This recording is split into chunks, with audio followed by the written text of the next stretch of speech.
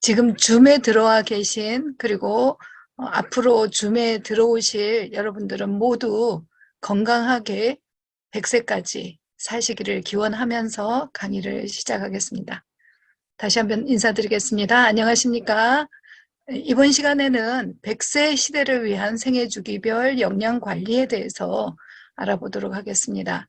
생애주기별 영양 문제와 영양 관리를 위해서 고려해야 할 건강한 선택 4가지를 이해하심으로 함께 더 건강해지시는 시간이 되시기를 바랍니다.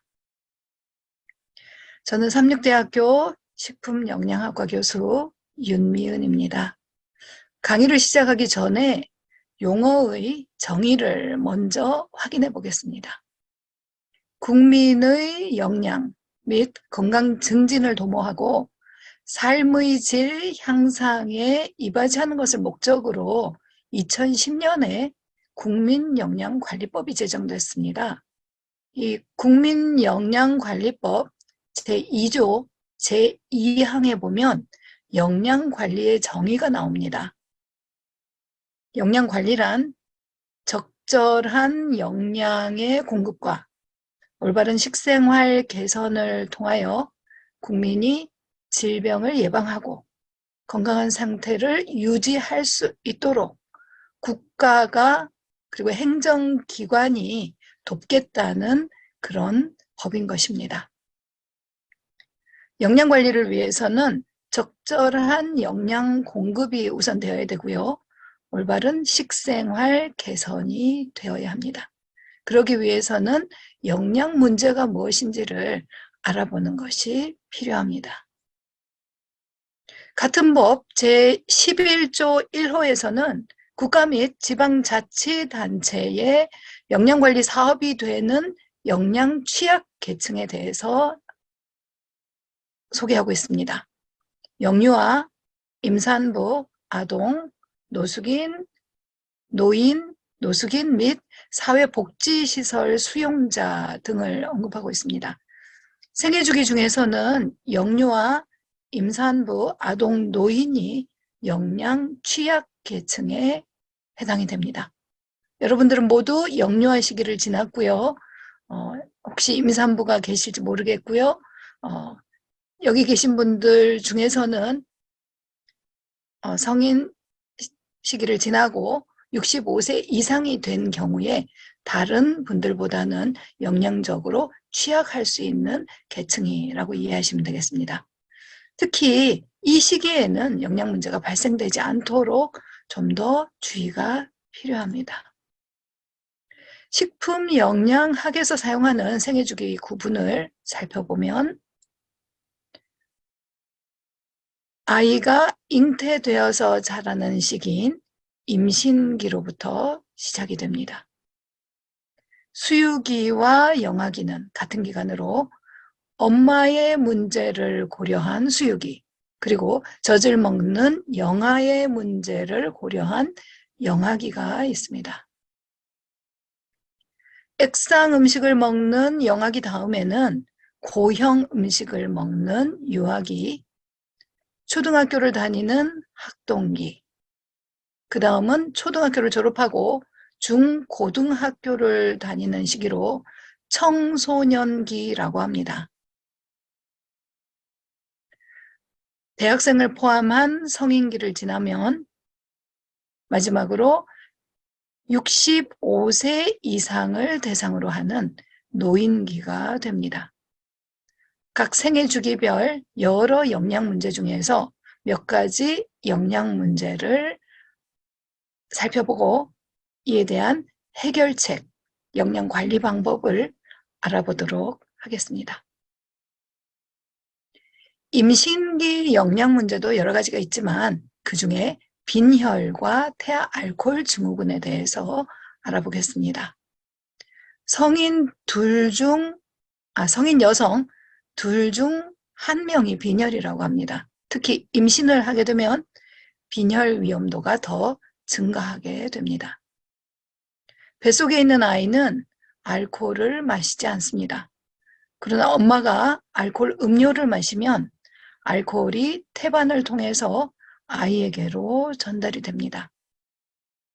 알코올 분해 효소가 없는 아이에게서 특별한 증상이 나타날 수 있는데 이 증상을 태아 알코올 증후군이라고 합니다. 수유기 영양 문제는 유즙 분비 부족이 있습니다. 유즙 분비 부족의 원인은 체지방량의 부족과 스트레스 등이 있다고 합니다. 다음 영아기 영양 문제는 탈수, 설사, 그리고 감기입니다. 1세 미만의 아이를 영아라고 하는데요. 이 영아가 병원에 입원하는 경우는 대부분 감기 또는 설사로 인해서라고 합니다. 설사를 하게 되거나 아파서 잘 먹지 못하게 되면 탈수가 됩니다. 탈수가 되면 고열이 나타나기도 합니다. 열이 나타난다면 우선 수분 공급을 충분히 하는 것이 필요합니다. 뉴스타트에서 영양과 이 수분, 물의 섭취는 매우 관련성이 많습니다. 유아기의 영양 문제는 식욕부진, 편식, 충치, 감기, 그리고 설사입니다. 영아기 영양 문제인 감기와 설사는 유아기에도 계속됩니다. 식욕부진과 편식으로 성장 부진이 나타날 수도 있고 치아 관리가 되지 않는 경우에는 충치가 발생하기도 합니다. 학동기 영양 문제로는 영양 부족과 아침 결식이 있습니다. 그리고 주의력 결핍, 과잉 행동 장애가 있습니다. 청소년기에는 거식증이라고도 불리는 신경성 식욕부진증, 혹신증, 비만 등 식사량과 관련되는 문제들이 나타납니다. 오늘 저희는 식사량에 대해서도 알아보려고 합니다. 비만은 영아기, 유아기뿐 아니라 청소년기와 전 생애 주기의 문제이기도 합니다. 또한 청소년기 영양 문제로는 불규칙한 식사가 있습니다. 학동기 영양 문제는 영양 부족과 아침 결식이 있습니다.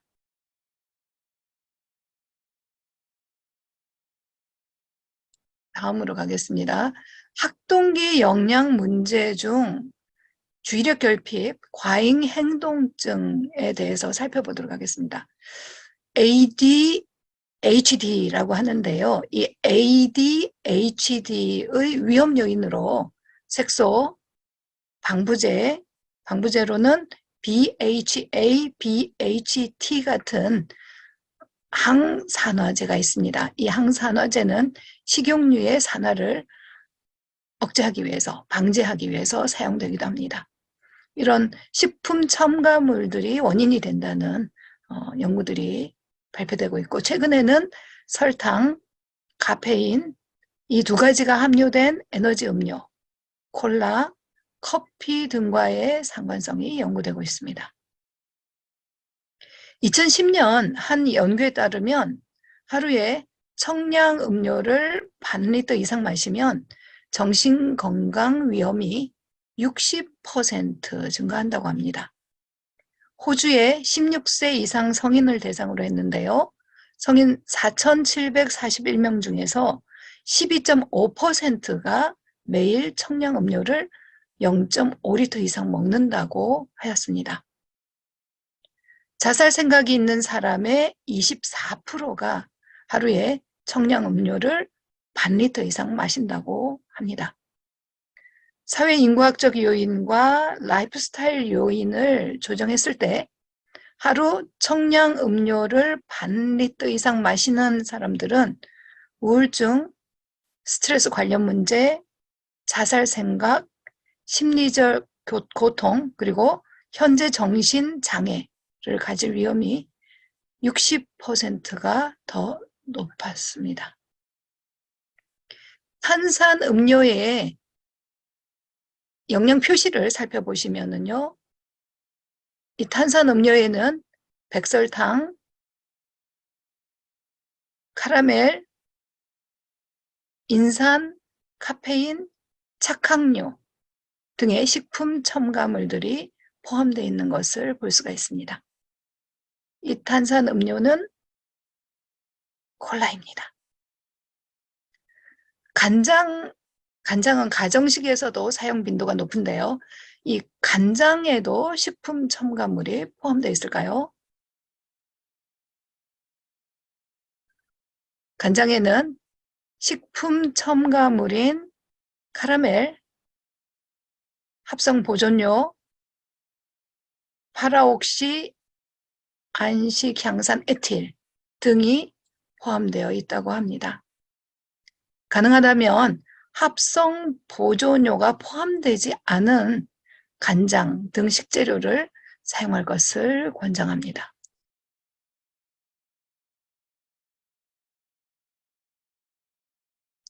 성인계에는 복부 비만, 당뇨, 고혈압 증상을 포함하는 대사증후군, 비만, 그리고 여성의 경우는 폐경이 주요 영양 문제입니다. 마지막으로 노인기 영양 문제로는 단순 또는 만성기야, 소화장애, 골다공증 등이 있습니다. 이 골다공증은 폐경 여성과 노인의 주요 영양 문제입니다. 우리가 골다공증의 위험 요인으로 주로 영양소인 칼슘, 단백질, 비타민 D, 그리고 운동 등이 관련된다고 알고 있습니다. 하지만 여러분들이 슬라이드에서 보시는 알코올, 이 성분은 칼슘의 흡수와 대사를 방해하며 에스트로겐과 프로게스테론의 생성을 감소시켜서 골 형성을 감소시키게 되므로 골다공증의 위험 요소가 되기도 합니다. 뉴스타트에서 절제에서는 우리가 알코올이나 흡연 등의 절제를 함께 알아보고 있는데요. 이러한 절제는 골다공증을 일으키는 원인이, 절제가 잘 되지 않았을 때 골다공증을 일으키는 원인이 되기도 하는 것입니다. 우리의 몸은, 우리의 뼈는 우리의 생활 습관에 반응을 하고 있는 것을 확인할 수 있습니다. 뿐만 아니라 골다공증의 또 다른 위험 요소, 카페인을 들 수 있습니다. 알코올 음료는 건강을 생각하는 분들이 많이 자제하고 안 드시는 경우들이 많습니다. 하지만 커피 한 잔 정도는 괜찮아라고 생각하시는 경우들이 있는데요. 이 카페인은 소변으로 칼슘, 마그네슘, 나트륨, 염소 등의 배설을 촉진시킵니다.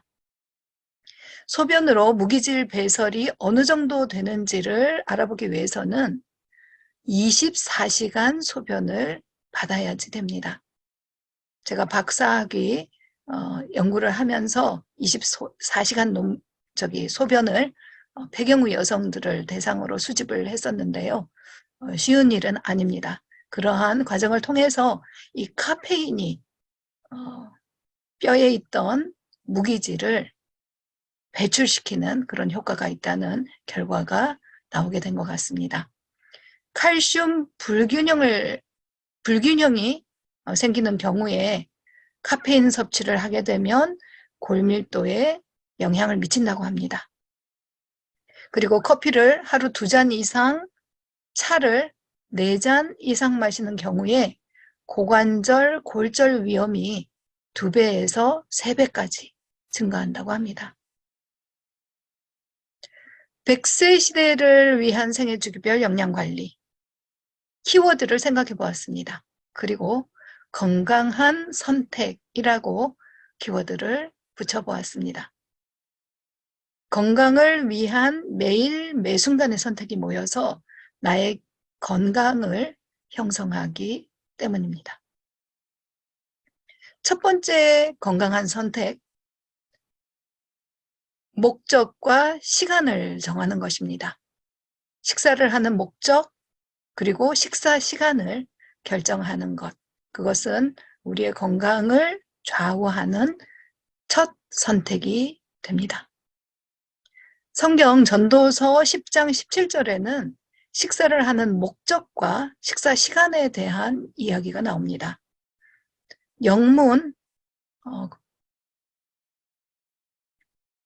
좋은 음식, 올바른 식사 책에는 이 전도서 10장 17절이 표지 다음 페이지에 쓰여져 있었습니다. 국문으로 번역되면서 이 부분이 번역이 되지 않은 것 같은데요.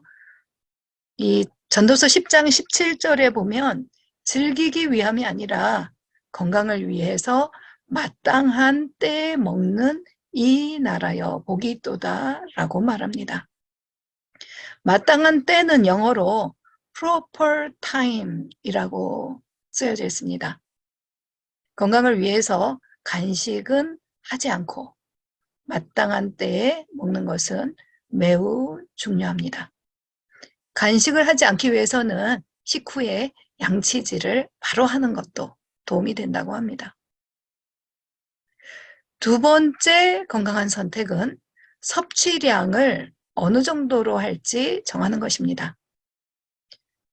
오늘은 이 섭취량에 대해서, 특히 에너지 필요 추정량에 대해서 좀 살펴볼 텐데요. 생애 주기별로 그리고 성별에 따라서도 에너지 필요 추정량의 차이가 납니다.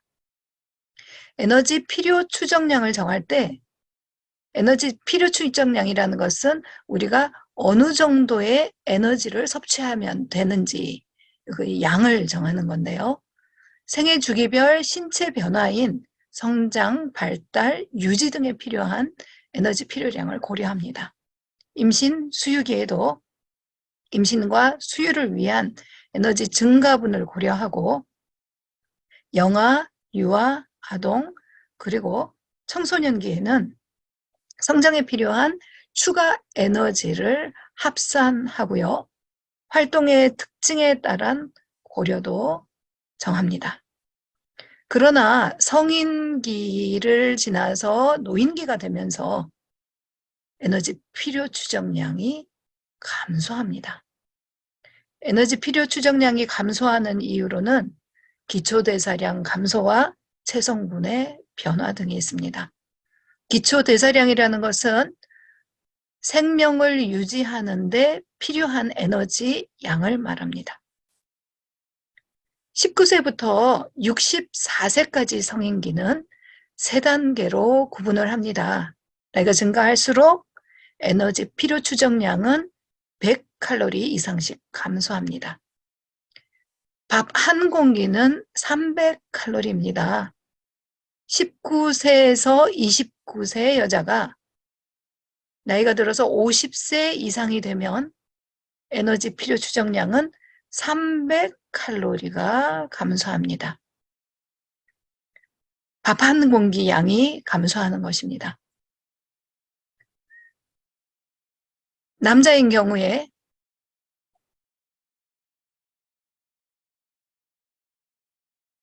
슬라이드가 하나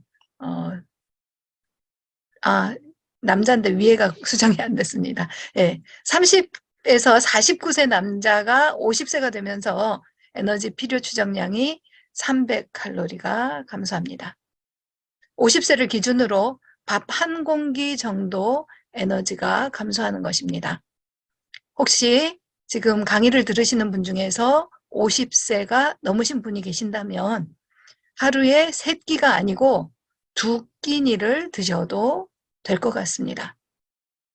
그렇지 않다면 식사량을 3분의 2 정도로 줄이시되 영양소는 잘 챙겨서 드실 필요가 있겠습니다.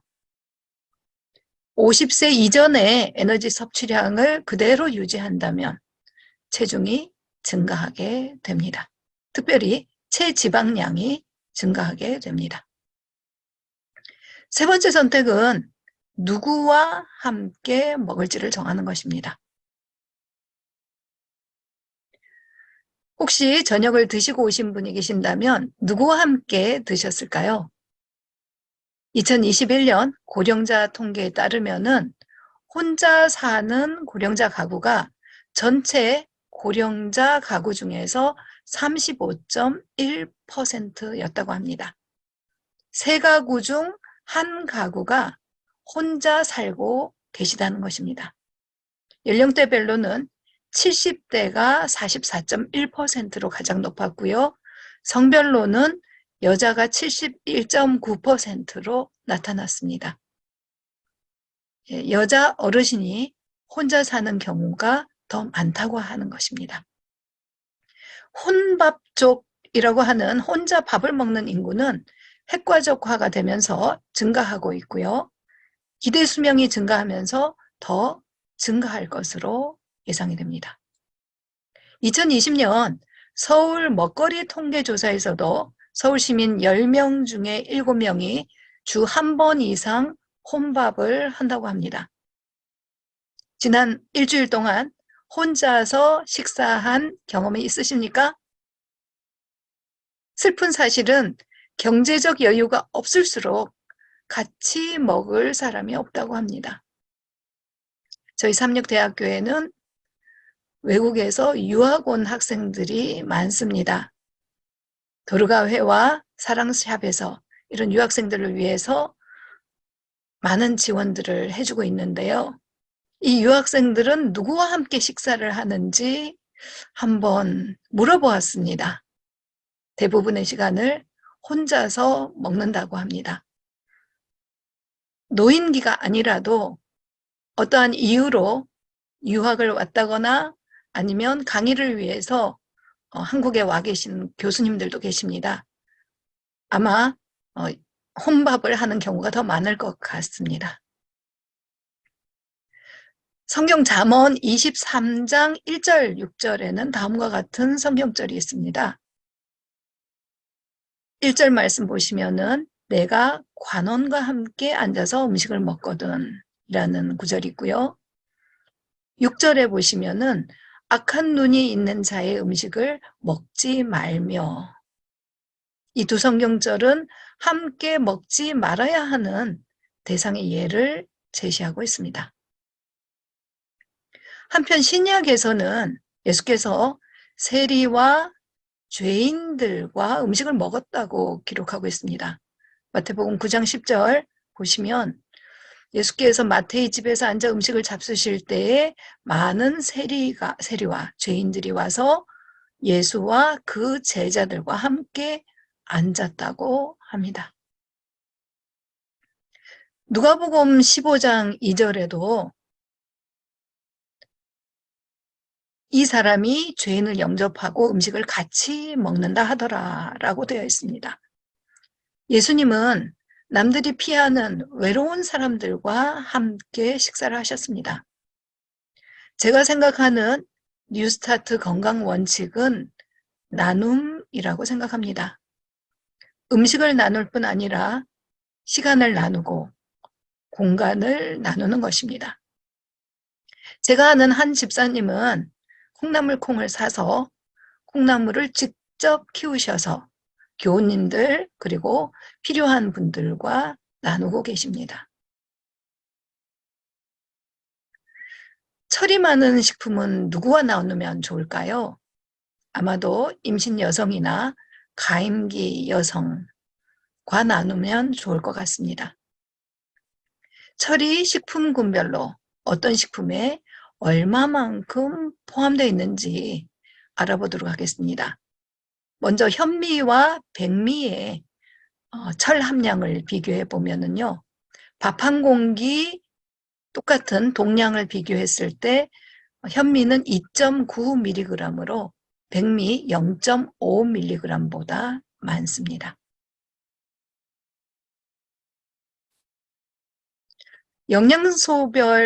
식품별 영양소 함량을 쉽게 알아볼 수 있는 키워드를 알려드리겠습니다. 여러분들이 식품 안전 나라 이렇게 6글자를 핸드폰에서 검색하시면 다음과 같은 창이 나옵니다. 제가 오늘 강의를 시작하기 전에 채팅창에 이 주소를 좀 올려놨습니다. 여러분들께서 식품안전나라 어떻게 기억하시면 좋을지 모르겠는데요. 식품의 안전을 생각하는 국가 사이트라고 보시면 좋겠는데요.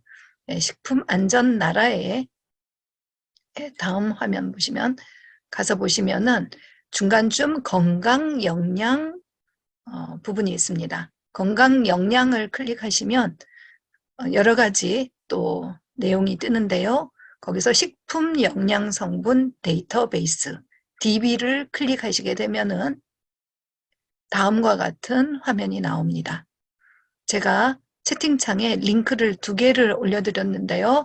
첫 번째 링크는 식품안전나라로 연결되는 링크고요. 두 번째 링크는 이 지금 보시는 화면과 바로 직접 연결되는 링크입니다. 지금 보시는 화면의 가운데 부분에 보면은 파란 창이 있는데요. 그 파란 창에 궁금한 식품을 여러분들이 넣으시면 됩니다. 제가 한 땀 한 땀 넣어서 확인해 본 결과 보리쌀에는 현미만큼은 아니지만 시리얼 1회 분량보다는 많은 양의 철이 포함되어 있습니다. 현미와 보리쌀 여러분들 혹시 집에 있으시다면은 함께 나눌 수 있는 분들이 누굴까 한번 생각해 보시면 좋겠습니다. 요즘은 집집마다 냉동기도 가득 차 있고 또 이런 공유를 저장하고 있는 곳도 충분히 채워져 있을 것으로 생각이 됩니다. 하지만 지금 이 시간에도 냉장고가 비어 있고 식재료가 부족한 분들이 계십니다. 우리가 이런 것들을 나눔을 하는 것은 또 어떨까 한번 생각을 해봅니다. 식빵, 달걀, 강낭콩에도 철이 포함되어 있고요. 보통 철 공급 식품으로는 육류를 생각합니다. 하지만 달걀, 콩류, 견과류에도 철이 포함되어 있습니다. 최근에는 견과류를 단백질 식품으로 포함시키고 있습니다.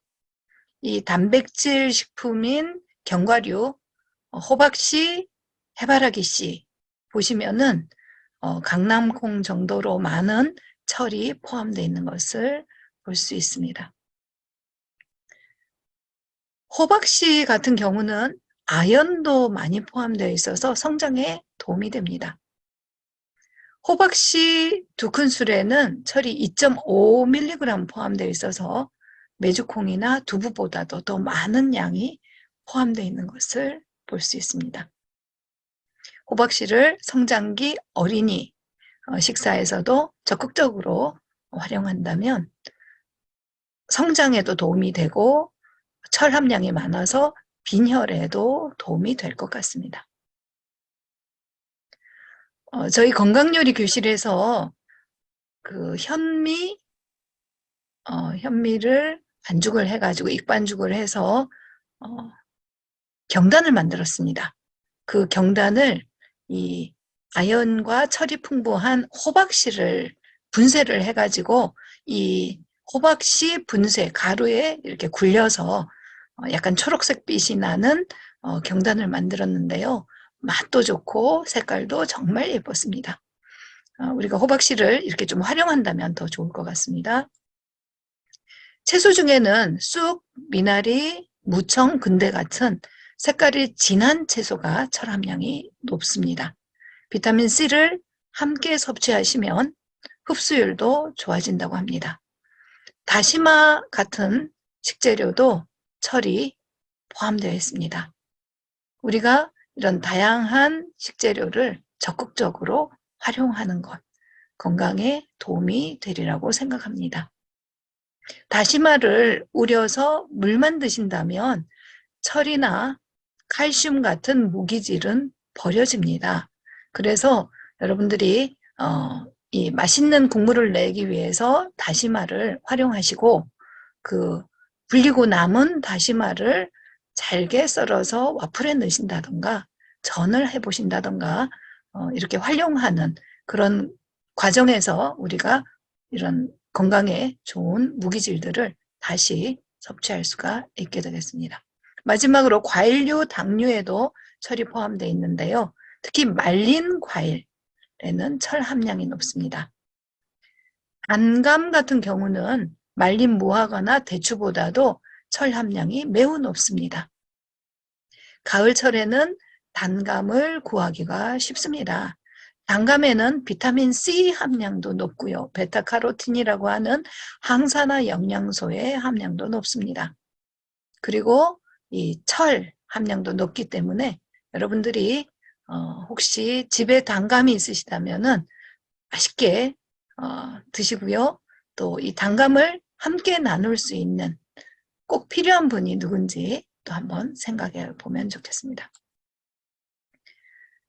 과일을 신선한 상태로 드신다면 비타민C가 함께 섭취돼서 철 흡수에 도움이 됩니다. 혹시 여러분들이 당밀이라고 들어보셨을지 모르겠는데요. 건강식품점에 가면 영어로 몰라시스라고 쓰여진 당밀이 있습니다. 5g에 3.5mg이라는 엄청난 양의 철이 포함되어 있습니다. 저희가 건강식을 하면서 이런 식재료들을 활용을 한다면 도움이 될 것 같습니다. 샌드위치나 이런 음식을 만드실 때 시럽 같은 이 당밀을 한번 사용해 보시면 어떠실지요. 양 냄새가 난다고 싫어하시는 분들도 계시더라고요. 지금까지 철 함량이 많은 식품들을 알아보았습니다. 여러분들이 식품 선택하실 때 적극적으로 활용하시면 도움이 되겠습니다. 교회가 시작된 초대 교회 시대에는 자주 모여서 식사를 하였다고 합니다. 사도행전 2장 46절에 보면은 날마다 마음을 같이하여 성전에 모이기를 힘쓰고 집에서 떡을 떼며 라는 말씀이 있습니다. 계속 보시면 기쁨과 순전한 마음으로 음식을 먹고, 저희 친할머니께서 나이가 많이 들어서 신앙을 받아들이게 됐었습니다. 아마 70 넘어서 신앙을 하시게 됐는데요. 어느 날 성경을 보고 계시다가 야 미은아, 성경에도 떡 얘기가 나온다 하면서 이 구절을 보여주셨습니다. 네, 요즘 교회에서 떡을 많이 나누게 되는데요. 정말 좋은 일이라고 생각을 합니다. 네, 여러분들이 받은 떡을 또 나눌 수 있다면 그것도 더 좋으리라고 생각합니다. 초대 교회와 같은 그런 지역을 지금 찾아본다면 세계 5대 장수촌 블루존이라고 하죠. 네, 블루존의 하나인 미국 캘리포니아주에 있는 로마린다를 들 수 있을 것입니다. 이 로마린다는 50% 이상이 제7일 안식일 예수 재림 교회입니다. 이 로마린다에 계시는 분들은 금주, 금연, 채식, 그리고 규칙적인 종교 활동을 합니다. 이 블루존은 100세 이상 거주자가 많고 암과 치매 발병률이 세계에서 가장 낮은 곳이라고 합니다. 이 건강 세미나에 참석하신 이렇게 듣고 계시는 분들은, 그리고 앞으로 들으실 분들은 아마도 이 건강 관리를 잘 하셔서 암과 치매 발병과는 관련이 없으셨으면 좋겠다는 생각이 듭니다. 100세 건강을 위한 건강 영양 관리를 위해서 여러 가지 이유로 함께 먹는 것이 어려운 이들과 함께 먹을 수 있는 문화가 만들어지면 어떨까 하고 제안해 봅니다. 무엇을 섭취하는지보다 더 중요한 것은 누구와 먹는가라고 생각해 봅니다. 혼밥보다 좋은 사람과 함께 먹는 것은 마음을 즐겁게 할 수 있을 것입니다. 잠언 17장 22절에는 마음의 즐거움은 양약이라도 심령의 근심은 뼈로 마르게 하느니라고 했습니다. 마음의 즐거움은 장 건강에도 도움을 줍니다. 따라서 장내 미생물 중에서 건강에 유익한 유익균을 증가시키는 반면 스트레스를 받게 되면 장내 유해균을 증가시킨다고 합니다. 여러분들 함께 먹을 수 있는 분 누가 있는지 한번 생각해 보시고요. 혹시 감염성 질환이 무서우시다면 음식을 배달해 보는 건 어떨까 생각이 됩니다. 네 번째 선택은 무엇을 먹을지를 정하는 것입니다. 100세 시대를 위한 식사로 로마린다 제7일 안식일 예수재림 교인의 식사인 균형진 채식 식사를 제안하고 싶습니다. 채식 식사는 식이섬유, 비타민, 무기질뿐 아니라 다양한 피토케미칼을 포함하고 있어서 생활습관 질환인 당뇨병, 고혈압, 이상지질혈증의 대안으로 제시되고 있습니다. 그러나 제7일 안식일 예수 재림 교인을 포함한 우리나라 일부 여성을 대상으로 하는 채식 식사를 분석한 논문을 확인해 봤더니 몇 가지 영양소들이 부족하였다고 합니다. 여러 연구들 중에서 대상자를 가장 많은 대상자를 대상으로 한 논문을 살펴보았습니다. 91명의 채식 식사를 하는 중노년기 여성과 일반식을 하는 122명을 비교했을 때 이 영양 문제 두 가지가 제한이 되었습니다. 탄수화물 섭취 비율이 높다는 것입니다. 탄수화물 적정 섭취비는 55%에서 65%입니다. 제가 65%로 슬라이드를 수정을 했는데 아마 저장이 잘 안 된 것 같습니다. 55%에서 65%입니다. 근데 이 채식을 하는 경우에 탄수화물 섭취량이 70% 이상으로 매우 높은 것으로 나타났습니다. 영양소 중에서는 단백질과 아연, 그리고 리보플라빈, 비타민 B2라고도 하는 리보플라빈의 섭취가 낮았습니다.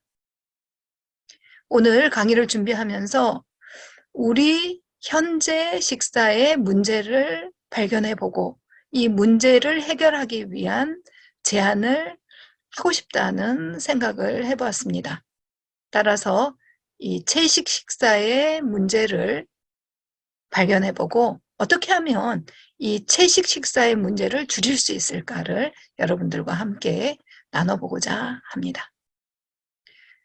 채식 식사를 하는 경우는 아연 섭취량이 5.5mg 정도였는데요.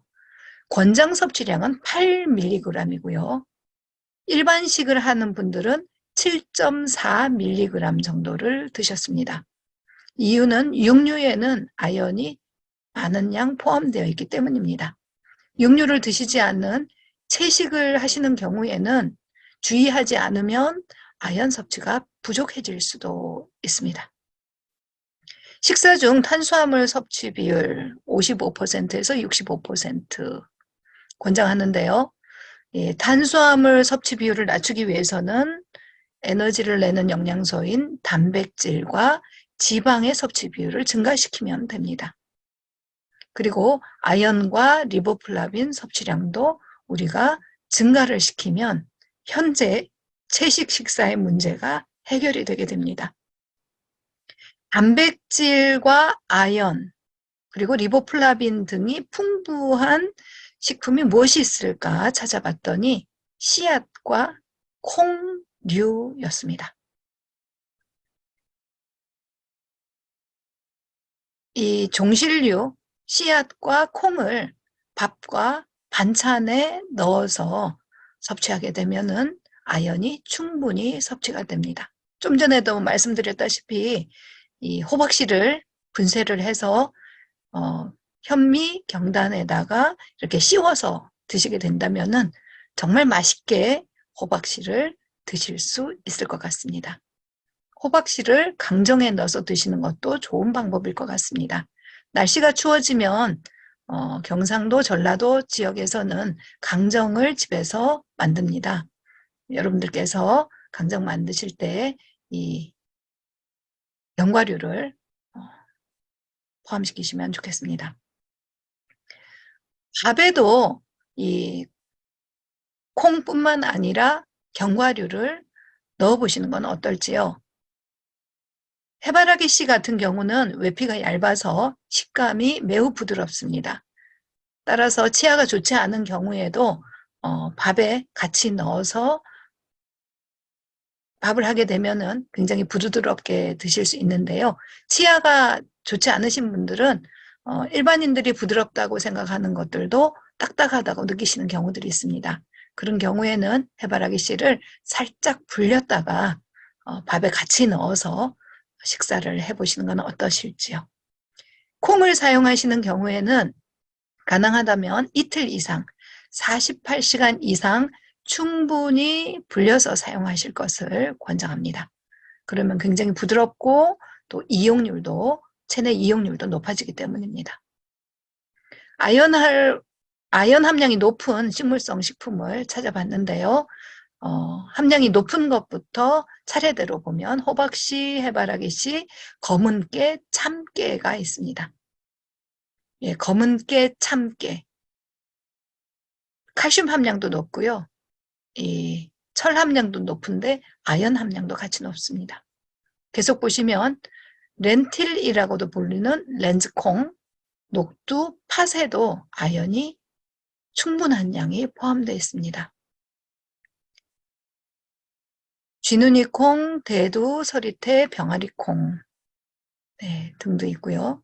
채식 식사를 하시는 경우에는 피트산이 포함되어 있어서 아연의 흡수율을 감소시키기도 한다고 합니다. 따라서 콩류나 곡류로서 아연을 섭취하게 되는 경우는 권장 섭취량보다 조금 더 충분히 드실 것을 제안합니다.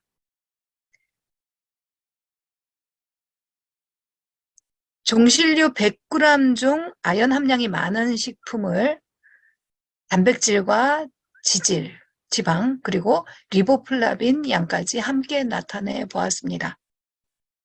호박씨와 해바라기씨를 살펴보시면 백미와 비교했을 때 3배 정도의 아연을 포함하고 있습니다. 종실류는 백미와 비교했을 때 단백질도 3배에서 5배 정도까지 더 많이 포함되어 있습니다.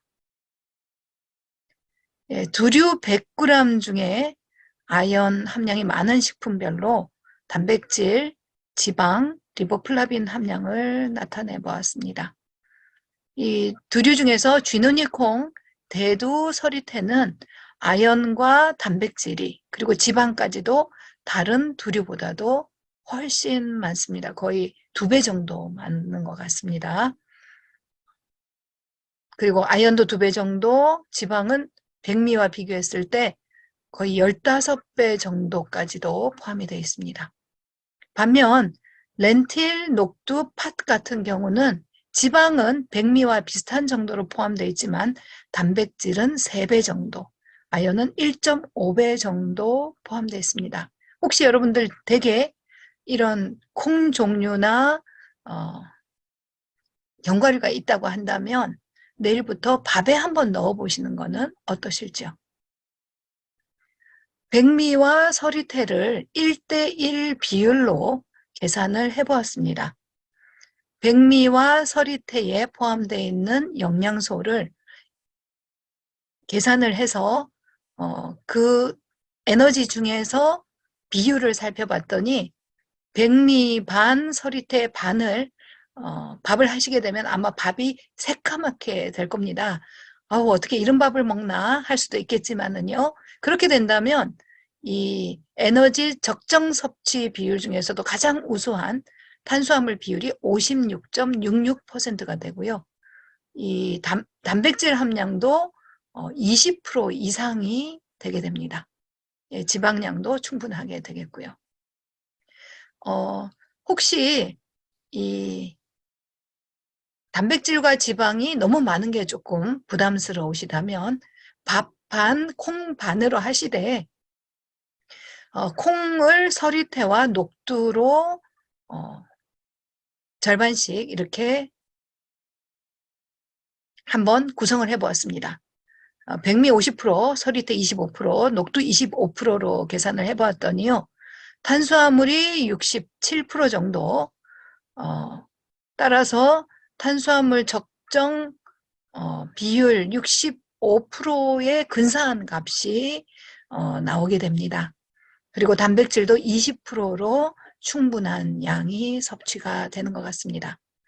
콩을 먹지 않다가 갑자기 이렇게 많이 넣게 되면은 식이섬유 함량이 많아서 배에 가스가 찬다거나 방귀가 많이 나온다든가 가스 배출이 많다든가 이런 부작용이 나타날 수 있습니다.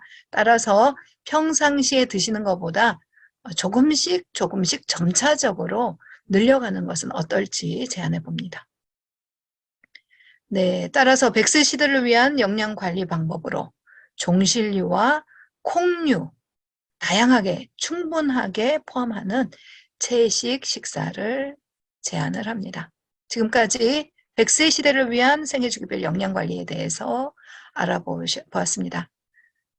수고 많으셨습니다. 감사합니다. 네, 감사합니다. 우리 윤미은 교수님, 귀한 강의 감사합니다. 채식을 골고루 먹어야 하는데 학교에서 3대1 영양소를 먹어야 한다고 알고 있습니다.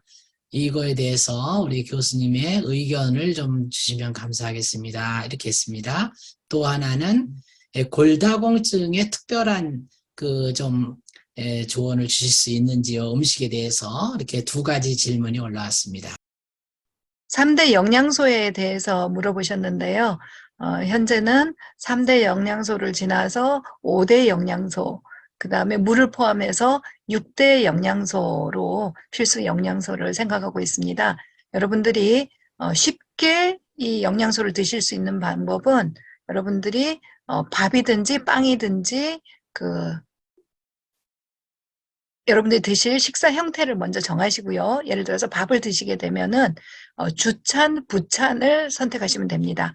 주찬은 단백질이 포함된 반찬이고요. 그래서 밥에 콩을 넣는다면은 이제 단백질이 해결이 됐고요. 반찬으로 단백질이 있는 식품을 드시면 되겠고요. 그 다음에 부찬이라고 해서 그 채소 반찬을 여러분들이 선택을 하시게 되면 이 3대 영양소가 골고루 잘 섭취가 되리라고 생각합니다. 오늘 여러분들이 하나를 생각을 하신다면 이 견과류 그리고 콩류를 적극적으로 활용해 보시는 것도 좋겠고요. 또 다른 방법은 익힌 것과 익히지 않은 것을 식사에서 골고루 선택을 하시면 좋겠습니다. 밥은 주로 익혀서 드시기 때문에 차는 익히지 않은 것으로 선택해 보는 것도 좋겠습니다. 골다공증에 대해서 질문 주셨는데요. 예, 제가 채식을 철저히 했는데 골다공증이 생겨서 당황입니다. 제가 박사학위 논문을 이 골다공증으로 썼고요. 혹시 여자분이신지 남자분이신지 제가 잘 모르겠는데 저는 폐경후 여성 대상으로 이 골밀도를 증가시키는 요인, 감소시키는 요인, 관련 요인들에 대해서 여자분이시네요. 했습니다. 저 이제 그때 폐경후 여성들을 모집을 했어요. 폐경후 여성들을 모집을 하면서 뼈 건강에 좋은 이소플라본을 무료로 공급해주고 또 삼육대학교 체육관에서 무료로 운동을 하실 수 있도록 하겠다고 모집을 했는데 많은 분들이 모였습니다. 그 군들을 4군으로 나눴습니다.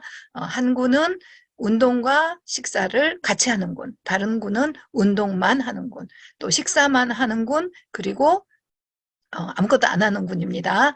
그분들은 이소플라본 제제를 드시기는 하셨는데 플라세보라고 해서 이소플라본이 포함되지 않은 제제를 드셨는데요. 한 가지 방법은 철저하게 채식을 하셨는데요. 제가 2가지 정도로 말씀드리겠습니다.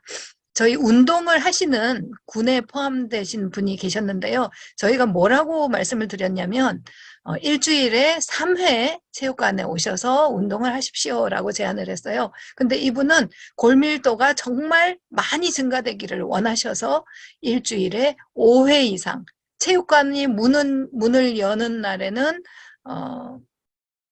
네, 이소플라본 제제 구하지 마시고요. 제 말씀 먼저 잠깐 들어주세요. 이소플라본 제제가 중요한 게 아니고요. 운동을 3회 하라고 말씀드렸는데 이분은 너무 욕심이 많아가지고 5회를 하셨습니다. 그분은 골밀도가 감소했습니다. 뼈에게는 운동을 하는 동안은 뼈가 소모가 되고요. 쉬는 동안에 뼈가 채워집니다. 다시 말해서 우리 몸이 뼈를 채울 수 있는 기회를 줘야 되고요. 제가 식품영양학과 숙명여자대학교에서 박사학위를 했는데요. 이소플라본 제제를 공급을 했습니다. 무료로. 정말 좋은 제제를 골라서 아마 6개월 정도로 기억하는데 아니 3개월인지 효과가 나타날 수 있을 기간을 무료로 제공을 했습니다. 그중에 일부는 골밀도 증가하지 않았습니다. 그 이유로 식사량을 들 수가 있는데요. 단백질보다도 전체 총 에너지 섭취량이 더 중요한 것 같습니다. 따라서 운동도 적절히 하실 필요가 있고요. 그 다음에 이 식사량을 많게 해야 되는데 이렇게 생각하시면 됩니다. 벽이 구멍이 났는데요. 벽돌은 바르지 않고 시멘트만 계속 바른다면 그 구멍이 채워지지 않습니다. 따라서 구멍을 채울 수 있는 큰 영양소, 작은 영양소들을 골고루 네, 하고요. 여기 또 그 말씀 주셨는데요. 단백질 중요하다고 하는데 그 육류보다 채소 단백질 흡수율이 낮다고 하는데요. 골밀도를 위해서는 동물성 단백질보다 식물성 단백질이 훨씬 효과가 좋습니다. 왜냐하면 동물성 단백질에는 함황, 유황을 포함하고 있는 그 아미노산 함량이 높은데요. 함유황 아미노산 함량이 높은 단백질을 섭취하게 되면은 골 건강에는 덜 좋다고 합니다. 그 다음에 네, 콩을 불려가지고 불린 것을 건져가지고 밥을 하나요? 라고 했는데요. 혹시 병아리 콩 같은 경우는 불려가지고 불렸던 물은 버리시고 사용하시고요.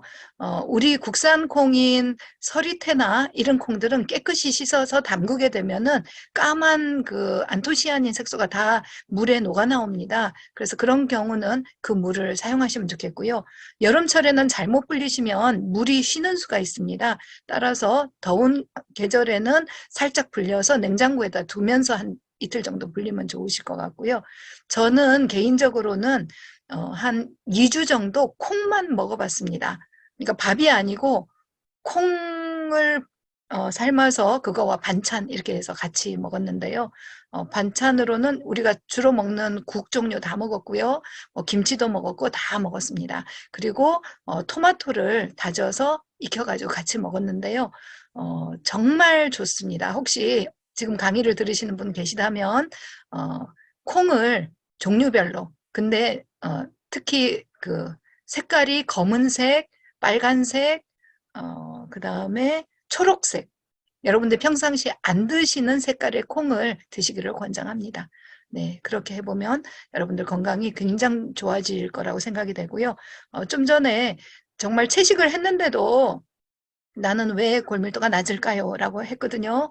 마음의 즐거움은 뼈를 어떻게 양약이라도 이렇게 되지 않습니까? 네, 식사 문제보다는 마음을 좀 더 즐겁게 그래서 감사 노트를 한번 써보시는 건 어떨까도 제안해 봅니다. 네, 감사합니다.